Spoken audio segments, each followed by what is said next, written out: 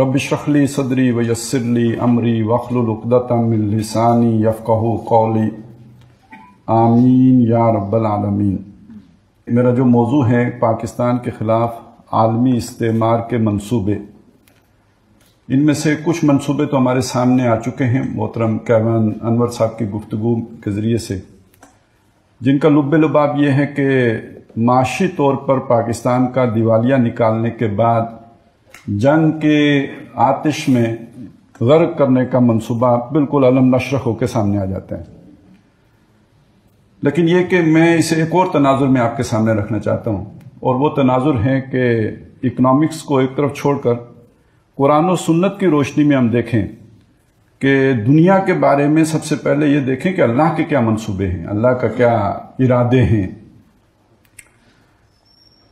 تو اس وقت ہمارے سامنے جو دنیا ہے وہ علامہ اقبال کے الفاظ میں ہی کہ اللہ نے امام تو بنایا تھا امت مسلمہ کو، لیکن وہ امت مسلمہ کی زبان سے علامہ اقبال کہلوا رہے ہیں کہ ہم رخصت ہوئے اور انہیں سنبھالی دنیا، پھر نہ کہنا ہوئی توحید سے خالی دنیا۔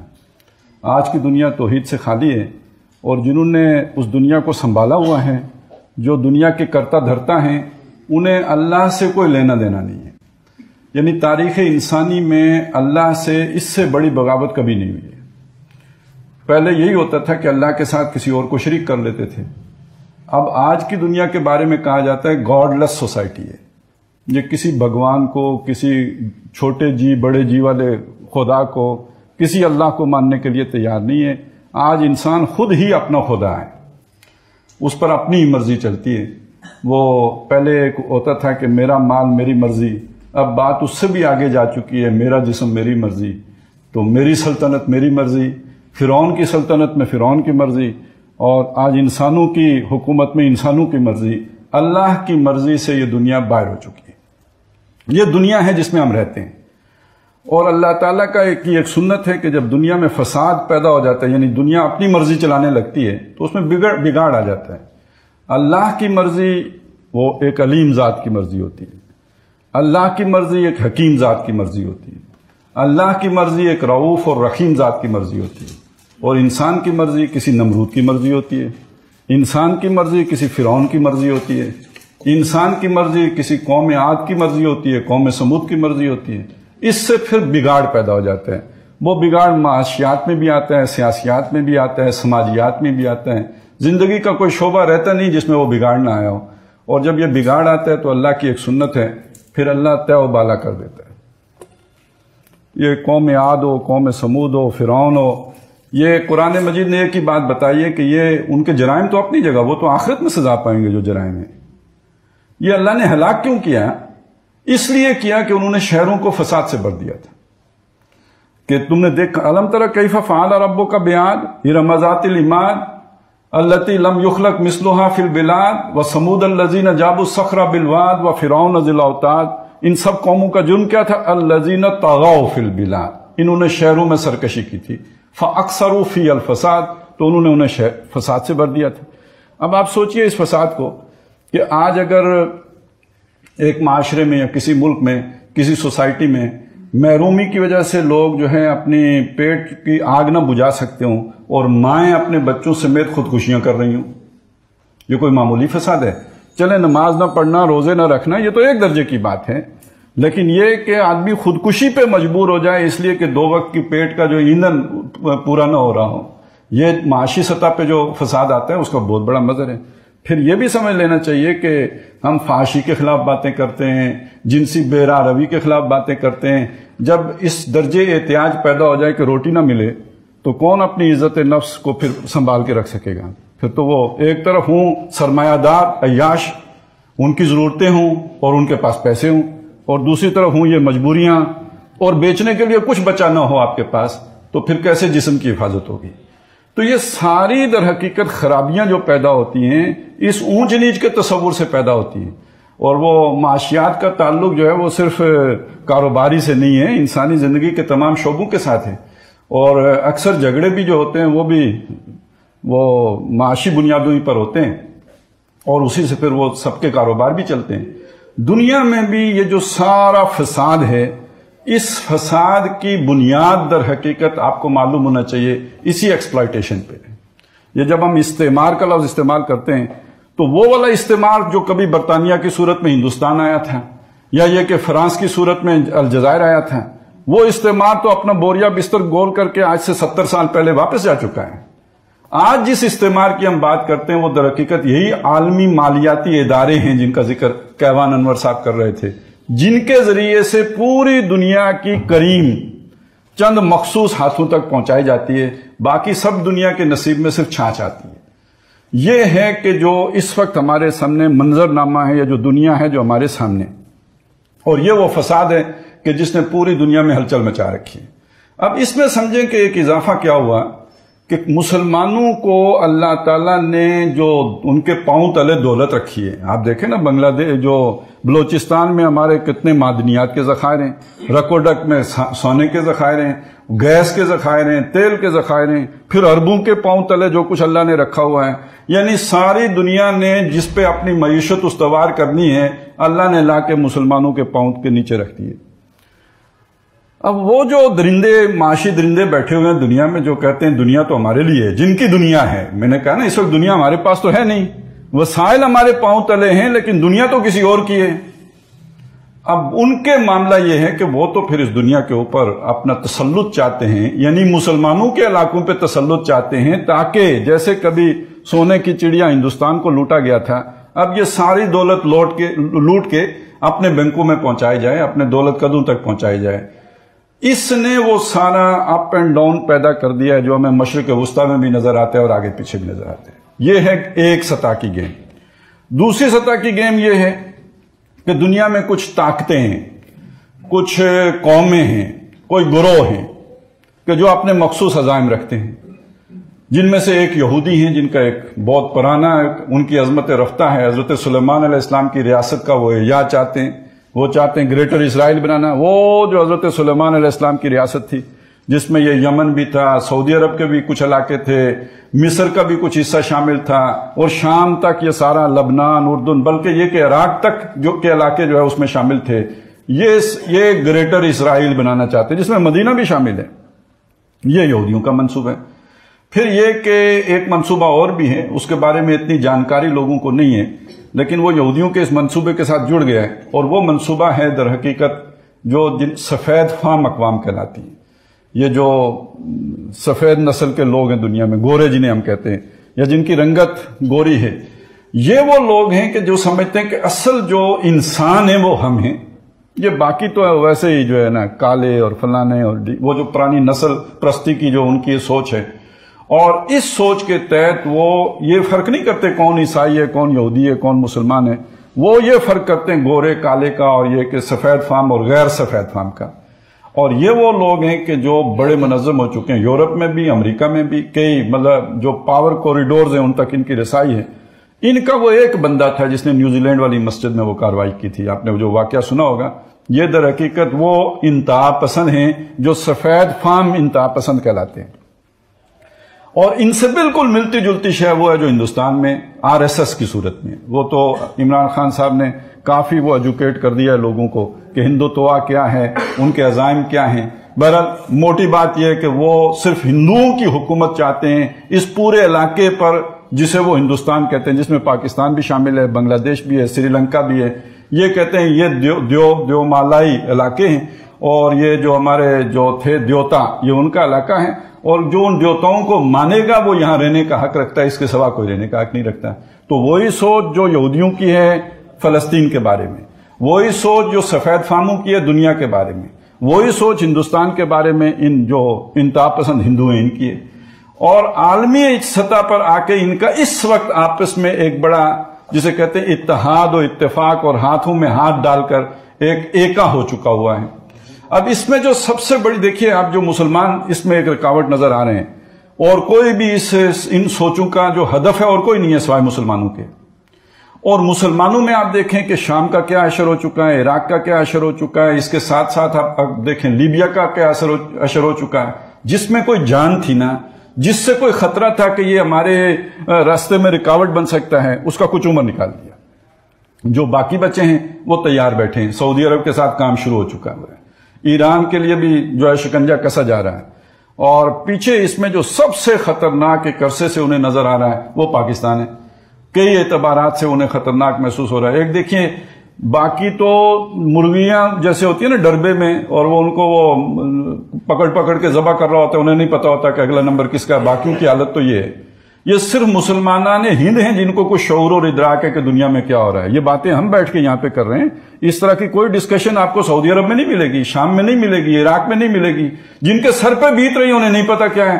وہ بالکل وہ پولٹری فارم کی مرغیوں والا ان کا حال ہے کہ پکڑ پکڑ کے ذبح کرتے رہو، دوسری کو نہیں پتا کہ اگلا نمبر میرا ہے. تو ایک تو شعور اور ادراک اور دنیا کی سمجھ اور سیاسی شعور جو ہے وہ اس خطے میں زیادہ ہے. دوسری بات یہ ہے کہ پچھلے 400 سال میں اللہ تعالیٰ نے جو مجددین امت پیدا کیے وہ اس خطے میں پیدا کیے، جس کے نتیجے میں یہاں دینی شعور بھی بہت زیادہ ہے. اور صرف یہ نہیں کہ مسلمانوں کی کوئی قومیت یا عظمت رفتہ کی بات ہے، بلکہ اس سے اگلی بات یہ ہے کہ یہاں اسلام کے احیاء کا جذبہ بھی ہے کہ ہم اسلام کا وہ دور دوبارہ دیکھنا چاہتے ہیں. آسماں ہوگا سحر کے نور سے آئینہ پوش، اور ظلمت رات کی سیما پا ہو جائے گی. پھر دلوں کو یاد آ جائے گا پیغام سجود، پھر جبیں خاک حرم سے آشنا ہو جائے گی. یہ سب کہاں ہے؟ یہ بھی آپ کو یہیں ملے گا. تو یہ ایک جذبہ بھی ہے. تیسری طرف یہ کہ بہرحال سارے عالم اسلام میں ایک کیپیبل فوج اگر کسی کے پاس ہے، اور تو وہ بھی اسی خطے میں، اس ملک پاکستان کے پاس ہے. اور چوتھی خطرناک ترین بات یہ ہے کہ یہ ایٹمی طاقت بھی ہے. یعنی اس کی رینج میں ہے، اسرائیل بھی اس کی رینج میں ہے، ہندوستان بھی اس کی رینج میں ہے. اور جو خاص طور پہ یہاں پہ ایک اور پانچویں چیز ہے کہ نبی اکرم صلی اللہ علیہ وسلم سے گہری محبت اور ایک جذباتی لگاؤ اس خطے کے لوگوں میں ہے، جس کو وہ ٹیسٹ کرتے رہتے ہیں. آخر آپ سوچیں، معقول لوگ ہیں، وہ توہین رسالت کا کام کیوں کرتے ہیں؟ یعنی کوئی معقول آدمی کوئی اس طرح کا کام کرنا بے تکی سی بات بنتی ہے. اصل میں یہ پلس لینے کے لیے ہوتا ہے کہ مسلمانوں کے اندر کوئی جان ہے، کوئی ری ایکشن ہے، کوئی رد عمل دیتے ہیں یا نہیں دیتے. یہاں بھی کچھ لوگ اٹھ کر کچھ ایسا کر دیتے ہیں کہ پتہ لگتا ہے کہ بہت بڑا جرم ہو گیا ہے، بہت بڑی توہین ہو گئی، تو پھر کوئی سر پھرا پھر ثابت کر دیتا ہے دنیا میں کہ نہیں، ابھی مسلمانوں کے اندر جان ہے، پاگل ہیں موجود یہاں. اچھا، یہ پاگل ہونے کا مطلب کیا ہے؟ کہ اگر محمد رسول اللہ صلی اللہ علیہ وسلم کی محبت میں کوئی سپاہی پاگل ہو سکتا ہے، اور جس کی وہ حفاظت کر رہا ہے اسی کا بھیجا سڑک پہ وہ بکھیر سکتا ہے، تو کل اگر ہم مدینے پر حملہ کریں گے اسے اسرائیل میں شامل کرنے کے لیے، تو کسی جرنیل کا سر بھی تو پھر سکتا ہے. اور اگر اس کے پاس G3 تھی تو اس کے پاس تو شاہین 3 ہے. یہ فرق نوٹ کریں. یہ اگر میں سوچ سکتا ہوں تو جس کے لیے خطرہ ہے اس کو اس سے یہ 4 گنا ہو کے نہیں نظر آ رہا ہوگا. لہذا یہ ناممکن ہے کہ وہ گریٹر اسرائیل کے منصوبے کو آگے بڑھائیں جبکہ پاکستان ایٹمی طاقت ہو. وہ گریٹر اسرائیل کے منصوبے کو آگے بڑھائیں جبکہ پاکستان اس حالت میں ہو جس میں کہ ہے. لہذا اس وقت فوکس نہ ایران ہے نہ کوئی اور ہے، وہ تو ویسے ہی مطلب ادھر ادھر مار کے جسے کہتے ہیں ڈمی ٹارگٹ. اصل نشانے پر اس وقت ملک پاکستان ہے. باقی وہ ساری چیز آگے جوڑ لیجئے. معاشی حملہ آپ پہ ہو چکا، اس سے آگے جو ہے جنگ کے حالات بنائے جا چکے ہیں. اندرونی طور پر خلیفشار پیدا کرنے کے سارے طور طریقے اختیار کر لیے گئے ہیں. فوج سے وہ کام کروائے گئے ہیں کہ جس کے نتیجے میں اپنے ہی ملک میں اب فوج کی وہ عزت احترام نہیں رہا جو کبھی ہوا کرتا تھا. یہ سارا ہمارا ہی نقصان ہے. یہ کسی ایک ادارے کا، کسی ایک شعبے کا، کسی ایک گروہ کا، کسی ایک طبقے کا نقصان نہیں، سب اس ملت کا نقصان ہے، اس قوم کا نقصان ہے، ہم مسلمانوں کا نقصان ہے. آگے ایسے بھی حالات پیدا کیے جا سکتے ہیں کہ وہ جو جیسے چین ری ایکشن ہوتا ہے اس میں ہم ایک دوسرے کا سر کھائیں، جیسے لیبیا میں ہوا، جیسے شام میں ہوا، جیسے عراق میں ہوا. تو چوکنا ہر طرف رہنے کی ضرورت ہے. ہمیں اس ہدف کو دیکھیں کہ جو اس وقت ہمارے خلاف منصوبے پک رہے ہیں اور بنائے جا رہے ہیں. اور اس میں ایک انتہائی خطرناک منصوبہ ہے جو میں بہت ہی یوں سمجھیے کہ ڈرتے ڈرتے آپ کے ساتھ شیئر کر رہا ہوں، اور وہ ہے ہمارے اندر کے آستین کے سانپ. یہ جو آستین کے سانپ ہیں یہ ہندو نہیں ہیں، یہ یہودی نہیں ہیں، یہ سفید فام لوگ نہیں ہیں، یہ میرا ہی سگا بھائی ہو سکتا ہے. تو میرا ہو سکتا ہے تو آپ کا بھی ہو سکتا ہے. یہ کون ہے؟ آپ اگر کسی عام آدمی سے پوچھیں گے تو وہ شاید سمجھے گا کہ میں کہہ رہا ہوں دہشت گرد ہیں. نہیں، وہ تو نہیں ہے. یہ ہمارے اندر بیٹھے ہوئے قادیانی ہیں. یہ میں کسی تعصب کی بنیاد پر نہیں کہہ رہا ہوں، میں فیکٹس کی بنیاد پہ کہہ رہا ہوں۔ آپ کو کشمیر کا ایک رخ نظر آتا ہے، کشمیر کا ایک رخ اور بھی ہے، اور کشمیر کا دوسرا رخ یہ ہے کہ قادیانیوں کے نزدیک کشمیر ان کا مرکز ہے، ربوہ ہے۔ یہ ربوہ جو انہوں نے بنایا ہوا ہے یہ مجازی ربوہ ہے، یہ اصلی ربوہ نہیں ہے۔ اصلی ربوہ قادیانی لٹریچر کے مطابق کشمیر ہے۔ قرآن مجید میں آیا ہے کہ جب حضرت مریم علیہ السلام کو محسوس ہوا کہ حضرت عیسیٰ علیہ السلام کی زندگی کو خطرہ ہے، چھوٹے تھے جب بھی بچے تھے، تو انہوں نے انہیں ایک اونچے مقام پہ لے جا کے ان کے پناہ کا اللہ تعالیٰ نے انہیں ٹھکانہ دیا، فَآوَيْنَاهُمَا بِرَبْوَةٍ، ہم نے انہیں پناہ دی ایک ربوہ پر۔ اس سے مراد ہوتا ہے جو نشیب کے مقابلے میں ذرا بلند جگہ ہو، ذرا اونچی جگہ ہو، یہ ربوہ ہے۔ قادیانی صاحب نے اس پہ جو اپنی تشریح میں لکھا ہے کہ یہ در حقیقت کشمیر تھا۔ فلسطین سے حضرت مریم لے کے چلی ہیں بیٹے کو، کشمیر پہنچی ہیں، یہاں پہ اللہ تعالیٰ نے پناہ دی۔ پھر وہ بڑے ہوئے، دوبارہ جا کے فلسطین میں انہوں نے تبلیغ کی، اور اس کے بعد جب ان کی زندگی کو خطرہ لاحق ہوا، آسمان پہ نہیں اٹھائے گئے، وہ وہاں سے واپس کشمیر آ گئے، اور یہیں سری نگر میں ان کی قبر ہے۔ یہ اس کی تحقیق، یہ ربوہ ہے۔ یہ میں نے آپ کو ایک چیز بتائی۔ اگلی بات سنیں، شیخ عبداللہ وہ کوئی مولوی تو نہیں تھا، ایک نیشنلسٹ لیڈر ہے، اور اپنے مزاج کے اعتبار سے، بود و باش کے اعتبار سے ایک سیکولر آدمی ہے۔ اندر دل کے حالات کو تو ہم نہیں جانتے، لیکن ظاہر یہ ہے، اور یہ ایک انڈین جو ہے وہ سوچ ہے، وہی قومی سوچ جو اس وقت تھی، کانگریسی آدمی ہے۔ اس نے کتاب لکھی آتش چنار، اس میں ایک پورا چیپٹر باندھا ہے کہ جو کشمیر کے معاملے میں قادیانیوں کا کردار رہا ہے، اور وہ لکھتا ہے کہ ان کی پوری کوشش تھی کہ کشمیر ہمیں مل جائے اور اس پر ہماری حکومت قائم ہو جائے۔ جب وہ کہتا ہے میں نے تاڑا تو پھر میں نے اپنے پاس سے ان کو دور کیا، میرے اوپر بھی یہ غالب آ گئے تھے۔ یہ شیخ عبداللہ صاحب لکھتے ہیں۔ ایک کتاب ہے شورش کاشمیری صاحب کی، اور یہ انہوں نے 1971 میں لکھی ہے۔ اس میں انہوں نے ایک منصوبہ لکھا ہے عالمی، جو بھی اس وقت ایک سازش تھی، جس میں آپ کو پتہ بنگلہ دیش تو بن گیا، باقی پاکستان بچ گیا، اور آپ کو پتہ ہوگا کہ بچا کیسے تھا، کہ امریکی صدر نے روس کے ذریعے سے انڈیا کو دھمکی دی تھی کہ اگر تم نے مزید آگے بڑھنے کی کوشش کی تو ہم ایٹم بم ماریں گے۔ ان کی کوئی ضرورت ہوگی، اس وقت انہیں چاہیے ہوگا پاکستان، رکھا ہے، کیوں چاہیے ہوگا، بفر زون تھا، کیا تھا، رشیا کا کام تمام کرنا تھا، نظریاتی ریاست تھی، کوئی وجہ تھی، لیکن اللہ تعالیٰ نے ان کو سبب بنا دیا۔ لیکن پورا منصوبہ کیا تھا، یہ شورش کاشمیری صاحب نے لکھا ہوا ہے۔ کشمیر، ساتھ اس کے مشرقی پنجاب اور پھر مغربی پنجاب بھی، یہ تینوں کو ملا کر ایک مخلوط ریاست قائم کی جائے گی، جو سکھوں اور قادیانیوں کی مشترکہ ریاست ہوگی، جس میں اگر وزیر اعلیٰ سکھ ہوگا تو صدر جو ہے وہ قادیانی ہوگا، اور اگر قادیانی کو وزیر اعلیٰ بنایا جائے گا تو سکھ کو پھر صدر بنایا جائے گا۔ یعنی یہ جیسے لبنان میں ایک انتظام کیا گیا ہے، اس سے ملتا جلتا انتظام یہاں پہ کیا جائے گا۔ اب آپ دیکھیں، ابھی آپ کے سامنے رینڈ کارپوریشن کا ذکر آیا تھا کہ 2020 کا ایک منصوبہ تھا جو اب 25 پہ چلا گیا، یعنی اللہ نے کیا تو وہ بھی وہ نہیں ہو سکا اس پہ عمل درآمد۔ لیکن وہ تھا کیا منصوبہ؟ وہ منصوبہ یہی تھا کہ پاکستان کو 4 حصوں میں تقسیم کیا جائے، گریٹر بلوچستان بنایا جائے، گریٹر پختونستان بنایا جائے، سندھ کو علیحدہ کیا جائے، پنجاب کو چھوڑ دیا جائے۔ یہ جب اتنا تھوڑا سا رہ جائے گا تو یہ کچھ کرنے کی جگہ نہیں رہے گا۔ وہی جو عالمی جو سوچ ہے اس کے اندر پھر یہ چھوٹا ملک اتنی بڑی رکاوٹ نہیں بنے گا۔ یہ دکھایا گیا ہے۔ اچھا، یہ صرف دکھایا نہیں گیا، اس پہ عمل بھی ہوا۔ آپ کو پتہ ہے کے پی کے میں کیا ہوا، بلوچستان میں کیا ہوا، ابھی بھی حالات کہاں پہ پہنچے ہوئے ہیں۔ لیکن یہ کہ بہرحال ادھر مصروف کیا گیا، ادھر سٹریچ کیا گیا۔ اصل منصوبہ تو اب شروع ہوا ہے۔ یہ جو کشمیر کے حالات بن رہے ہیں، آپ دیکھیں اس کے ساتھ ہی مختلف اور ہندوستان کے اندر بھی تحریکیں اٹھ کھڑی ہوئی ہیں، اور پھر آگے کیا بات بنتی ہے اس کا ایک اشارہ آ گیا کہ ہمارے جو شاہی قلعہ ہے اس میں لا کے رنجیت سنگھ کا مجسمہ رکھا گیا۔ آخر کوئی تو اس کی وجہ ہوگی نا۔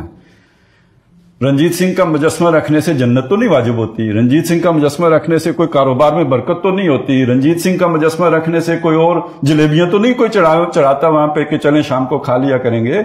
کوئی تو وجہ ہوگی آخر رنجیت سنگھ کا مجسمہ لا کر شاہی قلعے میں رکھنے کی۔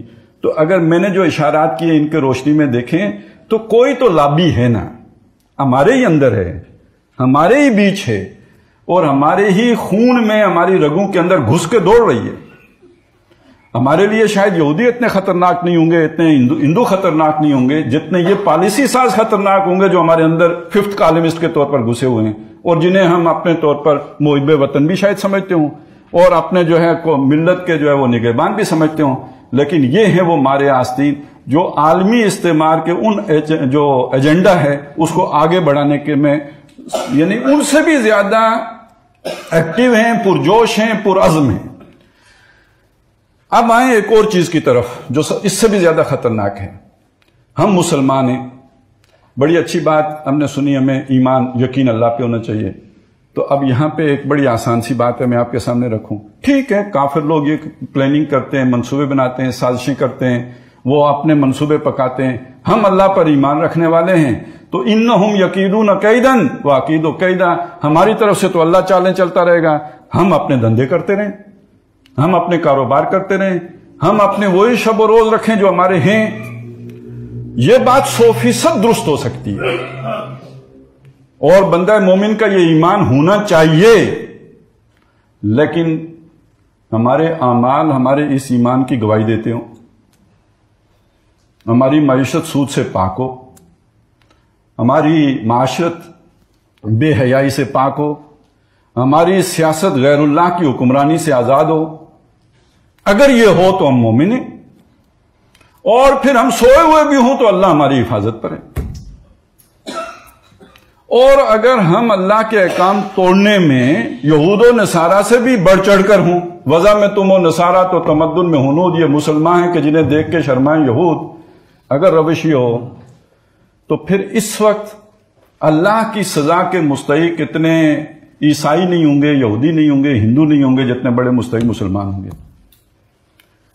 تو اب یہ سارا جو کچھ اس وقت کھچڑی بنی ہوئی ہے، یہ در حقیقت اسی جرم کی سزا کے لیے بنی ہوئی ہے۔ عربوں پر بھی اس کی سزا، اس کا اطلاق ہوگا اللہ کی طرف سے، اور اسی طرح ہمارے ساتھ بھی، ہم نے بھی آخر 70 برس اللہ کا نام لے کر ملک تو چلا لیا۔ پاکستان کا مطلب کیا؟ لا الہ الا اللہ، لیکن یہ کہ ہم نے اپنے کاروبار تو بڑھائے، ضرور بڑھائے، ہم نے اپنے کارخانے لگائے، لیکن یہ کہ انجام اب وہی ہے جو ابھی ہمارے سامنے آ گیا۔ ہر شے ڈوبتی نظر آ رہی ہے نا۔ شداد کی جنت میں شداد کو جانا نصیب نہیں ہو پا رہا۔ ہماری جو ہے ہاؤسنگ سوسائٹیاں تو بہت بن گئیں، لیکن یہ کہ اب آگے ہوگا کیا؟ وہاں آ کے بسیرا کون کرے گا؟ لا یرا الا مساکنہم بھی تو آخر ہے نا، قرآن مجید میں آتا ہے کوئی قوم تھی، اس نے بھی بڑے گھر بنائے تھے، لیکن یہ کہ گھر باقی رہ گئے، وہ باقی نہیں رہے۔ تو اللہ تعالیٰ تو اس کی لاٹھی جو ہے وہ اسی طرح برستی ہے۔ خدا یوں بھی گناہوں کی سزا دیتا ہے، بانٹ کر قوم کو گروہوں میں لڑا دیتا ہے۔ آسمائی سے عذاب نازل نہیں ہوتے، آدمی کو بھی ملک الموت بنا دیتا ہے۔ اور بنی اسرائیل پر اللہ تعالیٰ نے 2 دفعہ قرآن مجید میں ذکر کیا ہے کہ ان کی غلطیوں پر اور اللہ کی نافرمانی کے نتیجے میں 2 دفعہ ان پر سزا مسلط کی۔ فرشتے نہیں اترے، انسانوں کے ذریعے سے پٹوایا۔ پہلے بخت نصر 587 قبل مسیح میں، اور دوسری دفعہ جو ہے ٹائٹس رومی، اور دونوں دفعہ کیا ہوا؟ ہیکل سلیمانی تباہ ہوا جو حضرت سلیمان علیہ السلام کی مسجد ہے۔ پہلی دفعہ تورات گم ہوئی جو حضرت موسیٰ علیہ السلام کو آسمان سے بھیجی گئی تھی، اس کی کاپیاں گم ہو گئی، پھر نہیں ملی۔ تابوت سکینہ گم ہو گیا، پھر نہیں ملا، پھر وہ جا کے بہت بعد میں آ کے نکلا ہے وہ۔ تو یہ بات ذہن میں رکھیے کہ یہ جب سزا آتی ہے تو مقدسات کی بھی بے حرمتی ہوتی ہے، پھر خانہ کعبے بھی نہیں بچتے، پھر مسجدیں بھی نہیں بچتی، پھر اللہ کی کتابیں بھی نہیں بچتی، تو مسلمان کیسے بچیں گے؟ اور یہ بھی در حقیقت اسی لیے ہوتا ہے کہ اس میں بھی اصل جو ہے وہ ذلت مسلمانوں ہی کی ہوتی ہے۔ آج اگر توہین ہو قرآن مجید کی تو قرآن کو کیا نقصان ہوگا؟ اصل میں تو بے عزتی کس کی ہے؟ مسلمانوں کی ہے۔ قرآن محمد الرسول اللہ کی توہین ہو رہی ہو صلی اللہ علیہ وسلم، تو حضور کا کیا نقصان ہے اس میں؟ چاند پہ تھوکنے سے چاند کو کیا نقصان ہوگا؟ بے عزتی کس کی ہے؟ مسلمانوں کی ہے۔ تو یہ یاد رکھیے کہ اللہ تعالیٰ جب سزا دینے پہ آتا ہے تو اس کے طور طریقے اپنے ہیں۔ تو سب سے پہلا کرنے کا کام یہ ہے کہ ہم اپنے آپ کو اللہ کی سزا کے جو اصول ہیں نافذ ہونے اس سے بچائیں۔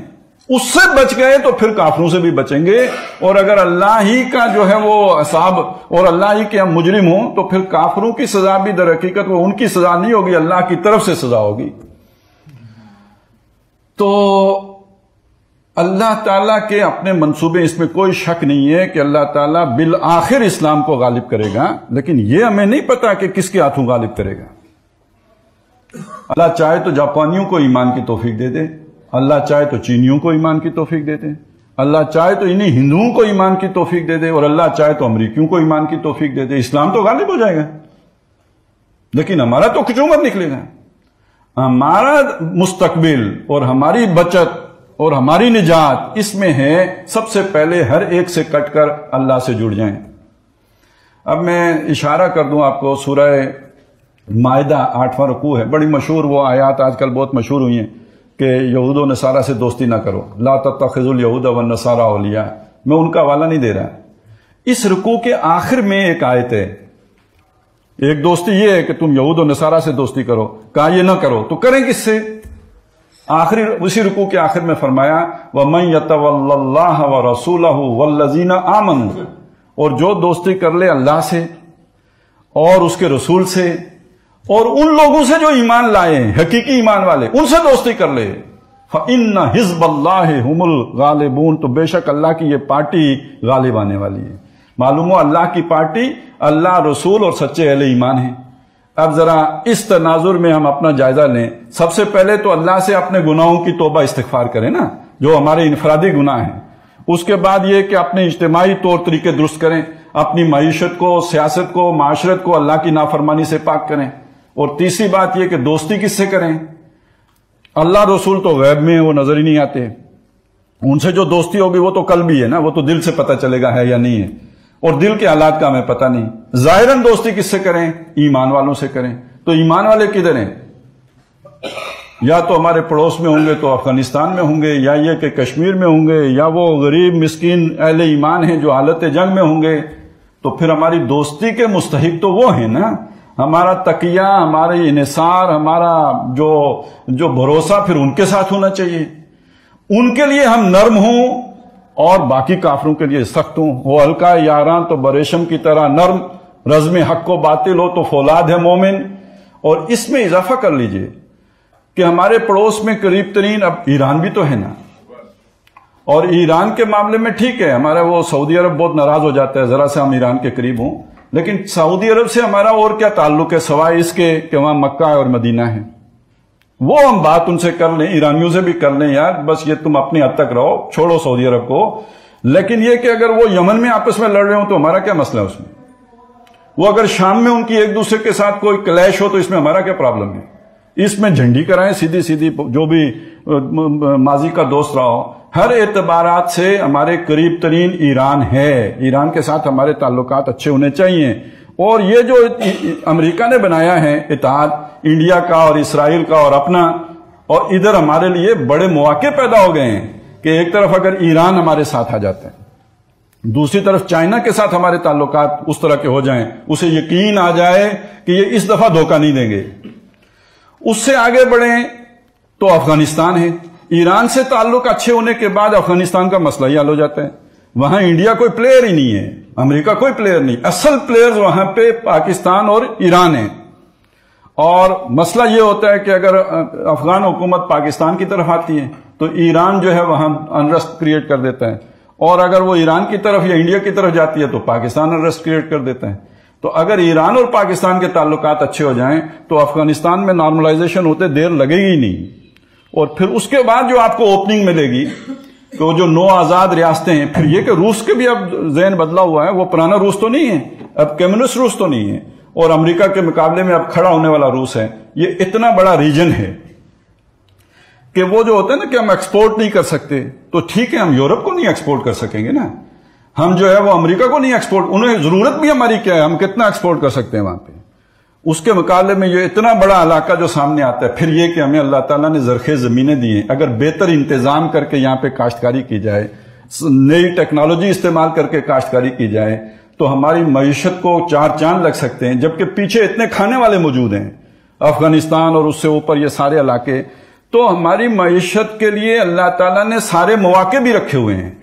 ہمارے ملک کے اندر آخر آپ سوچیں یار کیا ملک ہے کہ جس نے ایک طرف سائیکل نہیں بنائی دوسری طرف ایٹم بم بنا لیا؟ کوئی اللہ نے پوٹینشل رکھا ہوا ہے نا۔ اچھا کوئی اور ادارہ نہیں ہے کہ جو ہم نے ڈھنگ کا چھوڑا ہو. فوج کا ادارہ ہے، وہ اپنی جگہ پہ کام بھی کر رہا ہے، وہ سیلاب میں بھی مدد کرنے آ جاتے ہیں، اور یہ کہ اور بھی ہر جگہ پہ وہی ضرورت پوری کر رہے ہوتے ہیں. ایک ہی ادارہ ہے جو بچا ہوا ہے، اور یہی دو چیزیں جو عالمی استعمار کو کھٹکتی ہیں. تو یہ اللہ تعالیٰ نے ہمیں طاقت دی ہے، اسٹرینتھ دی ہے، اس کو بروئے کار لائیں. اور اس ضمن میں جو اہم ترین بات یہ ہے کہ اپنے ملک کے اندر یہ جو ایجنڈا آگے بڑھایا جا رہا ہے، یہ تقسیم کر کے اس کو جو ایک نئی ملک جو ہے وہ بنانے کا، اور اس میں خاص طور پہ جو قادیانی معاملہ ہے، اس کو پروپیگیٹ کرنے کی ضرورت ہے. اس کے بارے میں لوگ بالکل ناواقف ہیں، باقی باتیں پھر بھی لوگ جانتے ہیں، لیکن یہ جو اندر خانے کام ہو رہا ہے اس سے بالکل ایک ناواقفیت ہے. یہ لوگوں تک پہنچانے کی اور یہ باتیں پھیلانے کی ضرورت ہے، اور یہ ہر جگہ پہنچانے کی ضرورت ہے. یہ صرف کوئی مذہبی مسئلہ نہیں ہے، یہ ملک کے مفاد کے اعتبار سے ہر محب وطن آدمی کا کام ہے کہ اندر کے ان شیطانوں کو پہچانے اور ان دشمنوں سے جو ہے وہ آگاہ رہے اور باخبر رہے. اللہ تعالیٰ نے، میں نے وہ جو آیت سورہ بنی اسرائیل کی آپ کے سامنے پڑھی ہے، اس میں ایک بڑا عجیب نقشہ آیا ہے. فرمایا کہ وَإِن مِّن قَرْيَةٍ، کوئی بستی نہیں ہوگی، إِلَّا نَحْنُ مُهْلِكُوهَا، جس کو ہم ہلاک نہ کر ڈالیں، او معذبوها، یا اسے شدید عذاب سے دوچار نہ کر دیں، عذاباً شدیدہ، بڑا سخت عذاب. یہ سب ہوگا قبل یوم القیامہ، قیامت سے پہلے ہوگا. قیامت سے پہلے ہونے کا مطلب یہ ہے کہ دنیا میں کوئی بڑی شدید قسم کا عذاب آئے گا، جس میں یا تو ساری بستیاں ہلاک ہو جائیں گی، اور جو کوئی شہر یا ملک بچے گا اس کو بھی جھٹکے بڑے شدید لگیں گے. اسی کا ذکر ہے سورہ کاف میں کہ ہم نے اس زمین کو رونق بخشی ہے، لیکن یہ کہ وَإِنَّا لَجَاعِلُونَ مَا عَلَيْهَا صَعِيدًا جُرُزًا، ہم اسے چٹیل ویران میدان بنا کے رکھ دیں گے. پہلی آیت میں سورہ کاف کے شروع میں ذکر کیا لِيُنذِرَ بَأْسًا شَدِيدًا، تاکہ خبردار کر دے ایک سخت جنگ سے. یہ قرآن مجید ہے. ان سب باتوں کو جوڑیں تو معلوم ہوا کہ وہ جو شدید عذاب آئے گا، جو یا تو ہر بستی پہ آئے، اسے شدید ترین جھٹکے لگیں، یا یہ کہ اللہ تعالیٰ اس بستی کو تباہ کر دے. یہ جنگ کی صورت میں عذاب آئے گا. یہ کوئی زلزلے کی صورت میں نہیں ہوگا، یہ کوئی بارشوں کی صورت میں نہیں ہوگا، یہ کسی کڑک کی صورت میں نہیں ہوگا، یہ جنگ کی صورت میں ہوگا. اسی کی خبریں احادیث میں کہ آخری دور میں جنگیں ہوں گی اور بڑی شدید جنگیں ہوں گی، اور ان کا جو چیپٹر جو باندھا ہے محدثین نے، اسی سے آپ کو اندازہ ہو جائے گا. ان کا نام رکھا الملخمۃ العظمیٰ یا الملخمۃ الکبریٰ. یہ یوں سمجھیے جنگ عظیم ہم کہتے ہیں تو یہ جنگ اعظم ہوگی، اور قیمہ کرنے والی جنگیں. اور حدیث میں یہ بھی آیا کہ اس میں اتنی ہلاکتیں ہوں گی کہ وہ جب بدبو پھیل جائے گی تو کوئی پرندہ جو نفیس طبع پرندہ ہوگا بھاگے گا، وہ بدبو سے تنگ آ کے اڑے گا، وہ اڑتا چلا جائے گا، اڑتا چلا جائے گا، اڑتا چلا جائے گا، تھک ہار کے گرے گا، لاشوں ہی پر گرے گا. اور یہ بھی الفاظ ہیں ایک حدیث میں کہ آخر جب مسلمانوں کو فتح ہو جائے گی، فتح مسلمانوں کو ہوگی، آخر میں جا کے ہوگی، بڑی غنیمت ملے گی، بڑی فتح ہوگی، خوش کوئی نہیں ہوگا. آپ سوچئے، آپ نے دنیا کی ساری طاقتوں کو شکست دے دی، آپ کو فتح حاصل ہو گئی، لیکن خوشی کوئی نہیں ہے. مال غنیمت بھی بہت ملا ہے، پھر بھی خوشی کوئی نہیں ہے. تو پوچھا گیا حضور خوش کوئی کیوں نہیں ہوگا؟ فرمایا کیسے خوش ہوگا؟ اگر کسی کے 100 بیٹے ہوں گے تو 99 اس جنگ میں کام آ گئے ہوں گے. تو ایک بڑی تباہی کے بعد یہ کامیابی ہوگی، ایک دم نہیں ہوگی. اب یہ تو ہمارا اسلامی لٹریچر بتاتا ہے. اب یہ بھی ہمارے اندر ایک بیماری آ گئی نا، بہت سے لوگوں کو حدیث پہ اعتبار ہی نہیں آتا ہے، تو ان کے لیے شاید تورات معتبر ہو. اس میں بھی ایک ذکر ہے ایک بڑی جنگ کا، آرمگڈان، ایک بہت بڑی جنگ ہوگی. اچھا ان کا تصور کیا ہے عیسائیوں کا؟ اس میں بچے گا وہ کہ جس کو حضرت عیسیٰ علیہ السلام اٹھا کر آسمان پر لے جائیں گے، زمین والا کوئی نہیں بچے گا. ساری زمین پہ ہلاکت پھیل جائے گی سوائے ان کے کہ جن کو حضرت مسیح اٹھا کر آسمان پہ لے جائیں گے. اچھا حدیث کے الفاظ اور اس میں بڑی قربت ہے کہ حدیث میں یہ ہے کہ جب یہ یاجوج ماجوج کا فتنہ نکلے گا اور ساری دنیا میں پھیل جائے گا تو حضرت عیسیٰ علیہ السلام مسلمانوں کو لے کے کوہ طور پر چڑھ جائیں گے. بھائی عیسائیوں نے تھوڑا اور اوپر چڑھا دیا ہے، لیکن یہ کہ وہ بات بڑی قریب آ گئی ہے کہ مسلمانوں کو لے کر وہ کوہ طور پر چڑھ جائیں گے. انہوں نے کہا نہیں، وہ بچے گا جو جن کو حضرت عیسیٰ لے کے آسمان پہ چڑھ جائیں گے. اس سے اس تباہی اور ہولناکی کا اندازہ لگائیں جو ہوگی. اچھا یہ تو باتیں ہوئی نا لٹریچر کی یا دینی لٹریچر کی، وہ عیسائیوں کا ہو یا مسلمانوں کا ہو. ہندوؤں کے ہاں بھی اس طرح کی پیشن گوئیاں موجود ہیں. اب جو دنیا کو سمجھنے والے لوگ ہیں، جیسے وہ مختلف امریکی ماہرین کی رپورٹیں آتی ہیں کہ جو 3rd ورلڈ وار ہوگی یہ بلڈیسٹ ہوگی، یہ اس سے پہلے اتنی شدید جو ہے وہ جنگ کبھی ہوئی نہیں ہوگی جو اب ہوگی۔ اچھا ویسے بھی اب اتنے آپ کو معلوم ہے ہتھیار آ گئے ہیں، اتنے تباہ کن جو ہے وہ جو ماس ڈسٹرکشن ویپن بن گئے ہیں، تو اس کے بعد یہ ساری باتیں سمجھ میں آتی ہیں، دنیا کو سمجھ میں آتی ہیں، تو اس میں کوئی انہونی بات نہیں ہے۔ یہ سب جو تباہی آئے گی آخر وہ غفور اور رحیم خدا کیوں لائے گا؟ ایک بڑا سوال ہے، اس کا جواب یہ ہے، وہ جو میں نے بات شروع کی تھی، یہ جو انسانوں نے فساد مچایا ہوا ہے یہ بھی تو کوئی تھوڑا نہیں ہے۔ ایک بات میں نے آپ کو بتائی کہ سب سے بڑا جو ہے اس وقت کا جو برائی ہے وہ اللہ کو سرے سے ماننا ہی نہ ہے، اجتماعی معاملات سے اللہ کی بے دخلی ہے۔ دوسرا، شرک کی وجہ سے قومیں ہلاک ہوتی رہی ہیں۔ اس وقت شرک جو ہے، جو دنیا کا جو سب سے بڑا مذہب ہے کرسچینٹی، وہ شرک کی بنیاد پر استوار ہے۔ اچھا اس کے علاوہ قومیں ہلاک ہوئی ہیں، قوم لوط ہلاک ہوئی ہے، بے راہ روی جو جنسی بے راہ روی تھی، وہ تو صرف ایک دو بستیاں تھیں نا، سدوم اور عمورہ، اب یہ گلوبل ہے۔ اب باقاعدہ سفارت خانوں سے جو ہے اس کو پروموٹ کیا جاتا ہے۔ اچھا صرف اتنا ہی نہیں ہے، اس وقت اگر کچھ تھا تو دو مرد ہی کوئی بے راہ روی کا شکار ہوتے تھے نا، اب عورتوں کے اندر بھی وہ چیز آ گئی ہے۔ ہم جنس پرستی صرف مردوں کی حد تک محدود نہیں ہے، عورتوں تک وسیع ہو گئی ہے، تو جرم بڑھ گیا یا نہیں بڑھ گیا؟ اس کی سزا بھی ویسی ہونی چاہیے یا نہیں ہونی چاہیے؟ اسی طرح قوم شعیب کم ناپتی تھی، کم تولتی تھی۔ میں وقت نہیں ہے آپ کو بتاؤں، ہم تو قوم شعیب ہمیں دیکھ کے بالکل سجدہ ریز ہو جائے گی کہ آپ تو ہمارے بہت بڑے استاذ ہو۔ جہاں مرلہ 272 سے گرتے گرتے 225 پہ آ گیا ہو، سب کو قبول ہے، 225 گز کا مرلہ ہے، اور ہر شے میں ہوتا ہے۔ آپ یہ سونے کی مارکیٹ میں چلے جائیں، جب جائیں گے لیں گے سونا تو وہ تولا ہوگا، واپس لیں جائیں گے تو وہ تولا نہیں ہوگا۔ جی اس میں کاٹ ہمارا اصول ہے، یہ قانونی۔ وہ پہلے ہم سنا کرتے تھے کہ ڈاڑے نہ 27 100 ہونا ہے، جی جو بندہ سخت ہو، طاقت والا ہو، جب وہ قرضہ دیتا ہے تو گن کے دیتا ہے 5 20 کا 100، 20 ضربے 500، جب لیتا ہے تو 7 ضربے 20 100 ہوتا ہے۔ تو یہی وہ چیز تھی نا ویل للمطففین، کہ جس کی وجہ سے قوم شعیب ہلاک ہوئی۔ آج سود کے ذریعے سے اور ان سارے ہتھکنڈوں سے، وہی تو عالمی شے ہے، یہ عالمی مالیاتی ادارے کیا کر رہے ہیں؟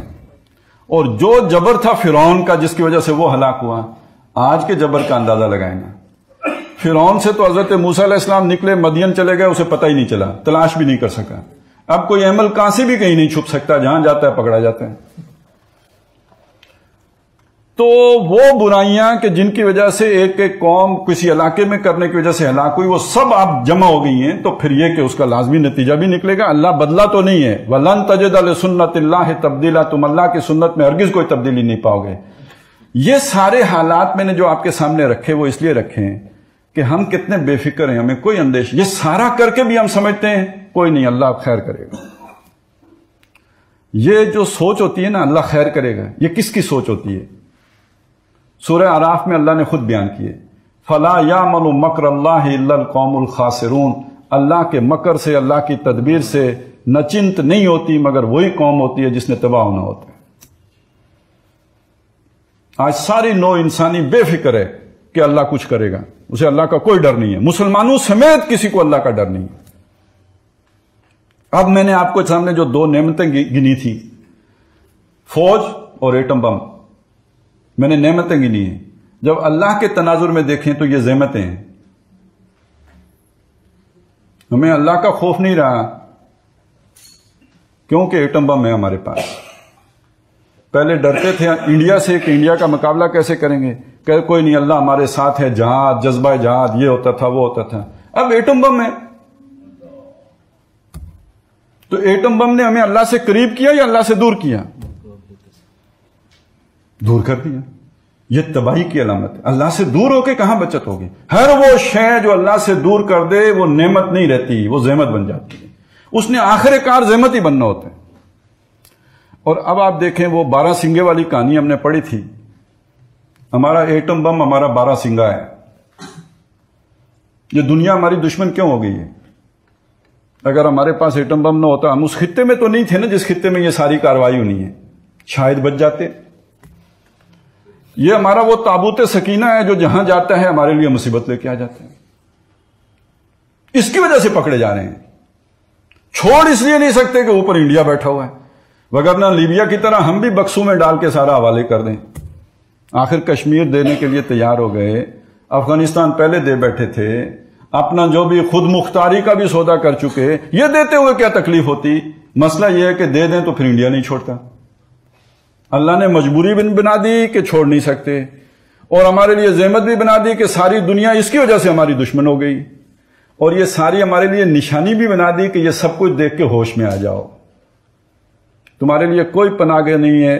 جیسے یونس علیہ السلام مچھلی کے پیٹ میں آ گئے تھے، تم بھی مچھلی کے پیٹ میں آ گئے ہو. بچنے کا ایک ہی راستہ ہے کہ اب اپنی گناہ کی معافی مانگو. لا الہ الا انت سبحانک انی کنت من الظالمین مانو، اللہ کی اس حیثیت کو تسلیم کرو، اللہ کی طرف متوجہ ہو. فاجتباہ، اللہ دوبارہ چن لے گا. اللہ ناراض اس معنی میں تو نہیں ہوتا کہ بالکل ہی راندہ درگاہ کر دے اور مڑ کے کوئی چانس ہی نہ دے.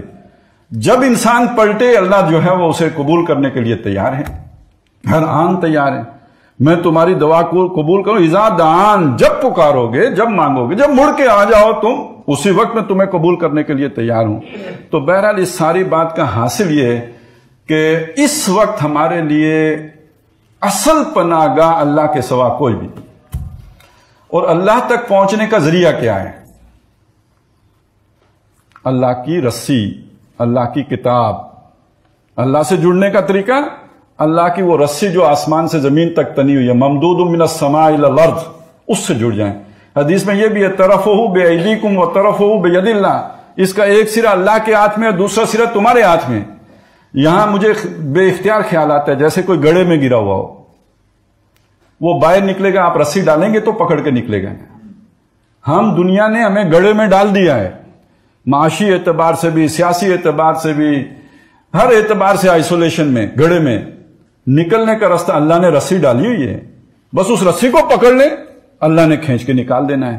تو اللہ تعالی ہم کو توفیق دے کہ ہم اللہ کی کتاب کے ساتھ جڑ جائیں، اس کی تلاوت کریں، اسے سمجھیں، اس پر عمل کریں، اسے دوسروں تک پہنچائیں. یہ وہ رسی پکڑی جائے گی، یہ پکڑی جائے گی. یہ وہ مضبوط رسی ہے جو ٹوٹتی نہیں، اور یہ ٹوٹتی نہیں، یہ وہ مضبوط کنڈا ہے جو چھٹتا نہیں، اور جس نے اسے پکڑ لیا وہ کبھی مغلوب نہیں ہو سکتا. اِنَّا لَنَنْصُرُ رُسُلَنَا وَالَّذِينَ آمَنُوا فِي الْحَيَاةِ الدُّنْيَا. اللہ کا وعدہ ہے، ہم نے جیسے رسولوں کی مدد کی ایسے ہی سچے ایمان والوں کی بھی مدد کرتے ہیں دنیا کی زندگی میں، تو اللہ تعالیٰ پھر مدد فرمائے گا. تو بہرحال ہم اللہ کی کتاب سے جڑیں، یعنی یہ ہمیں اللہ کی رسی سے جوڑ دے گی، جو ہمیں اس تمام خطرات سے نکال کر اس بام عروج پہ پہنچا دے گی جس کا اللہ تعالیٰ نے ہم سے وعدہ کر رکھا ہے، اس امت سے اللہ نے وعدہ کر رکھا ہے. اور لیا جائے گا تجھ سے کام دنیا کی امامت کا، تو وہ اللہ تعالیٰ کام ہم سے لے گا. پوری دنیا کے لیے ہم چراغ بن جائیں گے، روشنی کا چراغ، ہدایت کا چراغ، مینارہ نور. لیکن یہ کہ وہ اللہ کے کتاب کے ذریعے. اللہ تعالیٰ ہم سب کو اس سے جڑنے کی توفیق عطا فرمائے. اقول قولی ھذا واستغفر اللہ لی ولکم ولسائر المسلمین والمسلمات. سبحان اللہ والحمد للہ ولا